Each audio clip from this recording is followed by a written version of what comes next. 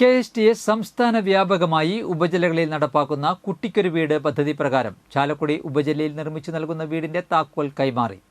പദ്ധതി പ്രകാരം കൊടാലി government LP സ്കൂളിലെ വിദ്യാർത്ഥിക്ക് നൽകുന്ന വീട് സംസ്ഥാന സാമൂഹ്യക്ഷേമ ഉന്നത വിദ്യാഭ്യാസ വകുപ്പ് മന്ത്രി ഡോക്ടർ R. ബിന്ദു കുട്ടിയുടെ വീട്ടിലെത്തി കൈമാറി.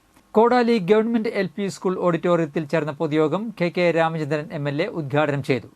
Kodakara block panchayat president MR Ranjith അധ്യക്ഷത വഹിച്ചു.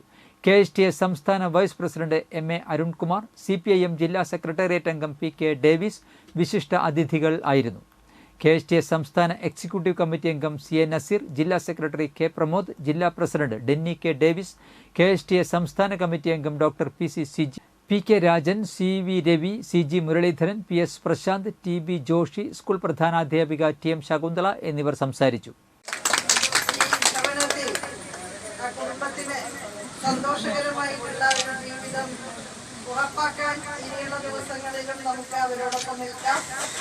ഇതിന്റെ പ്രവർത്തനങ്ങൾ ഏകോപിപ്പിച്ച ഏവർക്കും ഗവൺമെന്റും തദ്ദേശ സ്വയംഭരണ സ്ഥാപനങ്ങളും PTA-യും അധ്യാപകരും എല്ലാവരും ചേർന്നുകൊണ്ട് ഒരു വലിയ വിജയഗാഥയാണ് കൊടാലി LP സ്കൂളിൽ നടത്തിയത്.